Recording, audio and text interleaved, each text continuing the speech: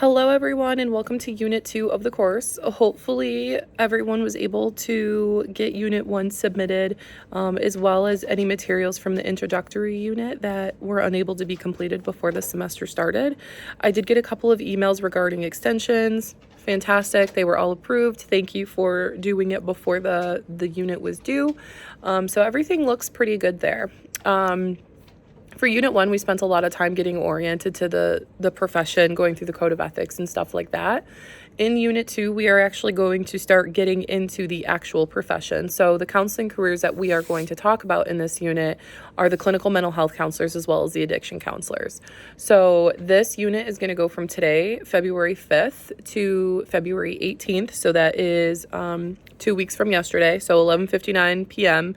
on that Sunday. Please have all of your material submitted. So for this unit, you're going to watch this video, read the corresponding chapters. So that's chapters 3 and 6 in Helkowski. Watch a brief video on what is mental health counseling.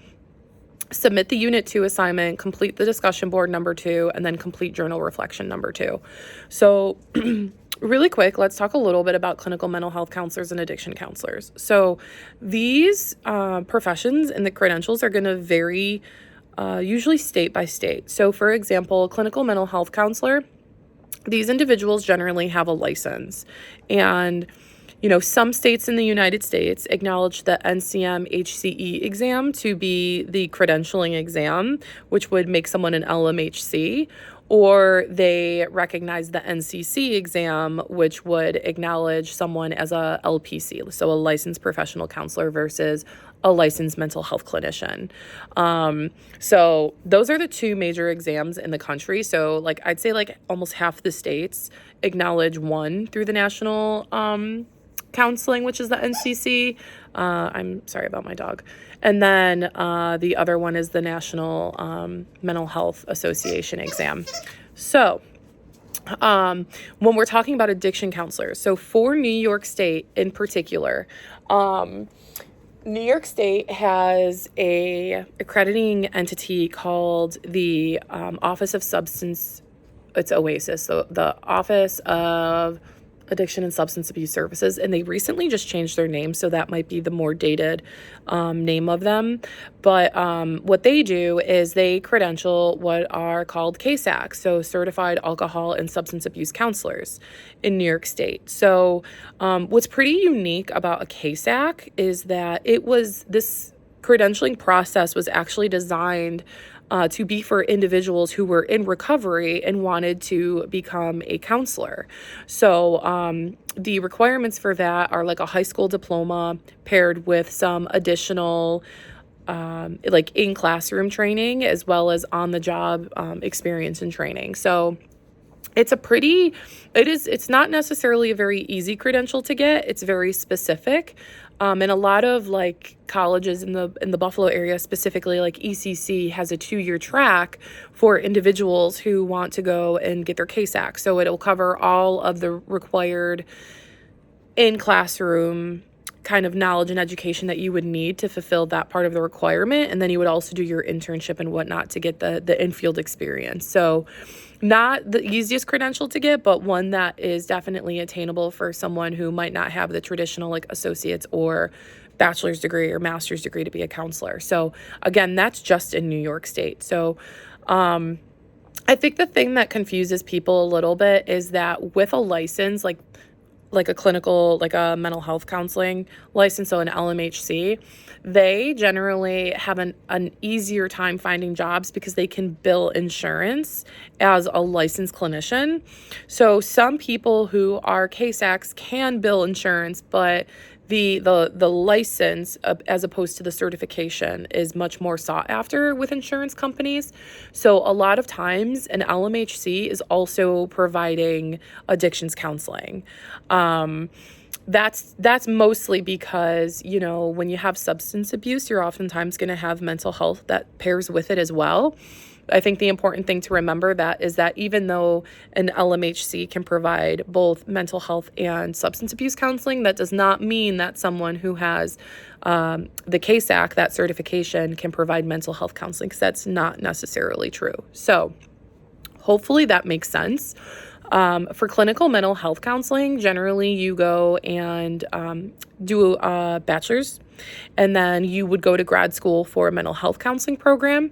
UB has one of them. You would complete your education there. You would do your internship.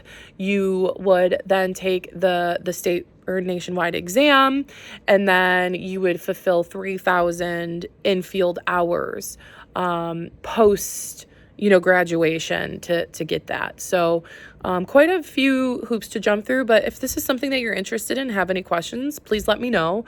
I am a licensed mental health counselor, and I do have my trainee certificate as a certified alcohol and substance abuse counselor. So I'm pretty familiar with the requirements for those things and the difference between those things. So for this unit's discussion board, what I did was I thought about the typical clientele that you're going to get in these professions, and what you're going to see a lot of is trauma. And so what I decided to do for the discussion board is you're going to watch a TED Talk, and you're going to respond to 4 prompts.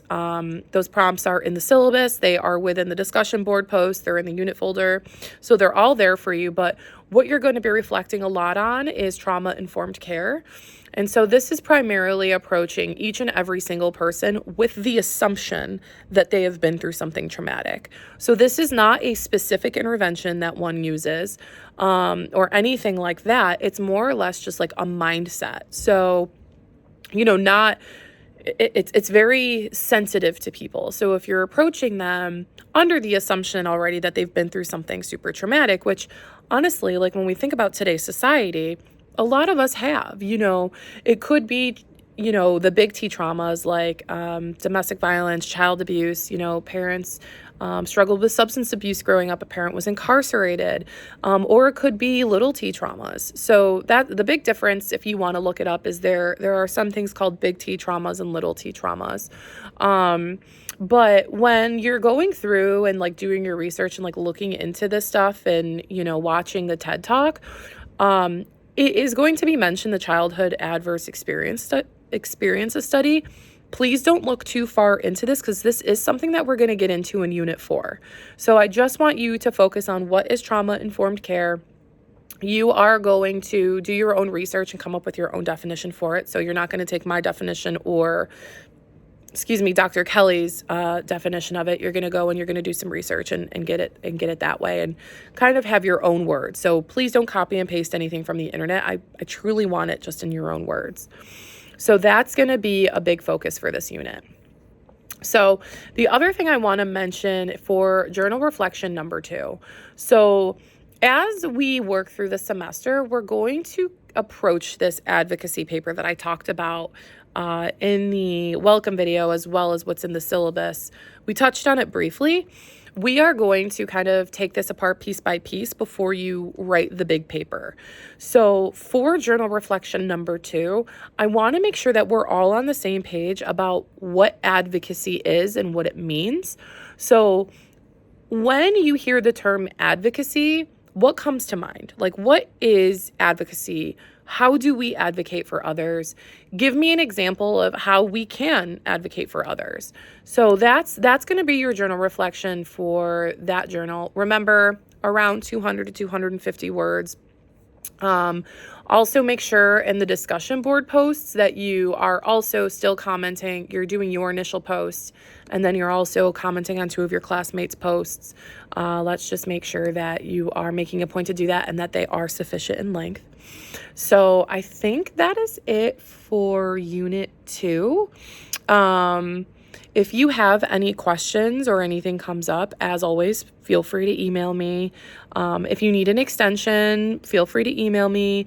I just ask that the assignments for the extension are submitted, within that week following the deadline of the previous unit. So if you did get an extension, please make sure you hand it in before, I'd say, Friday of the following week. And that will go for like the entire semester because I don't want people to fall too far behind. And all of your materials for Unit 1 should be graded by the conclusion of Unit 2. So if you have any questions or anything, shoot me a message, let me know. Otherwise, I will see you on the 19th for Unit 3. All right, everyone, take care.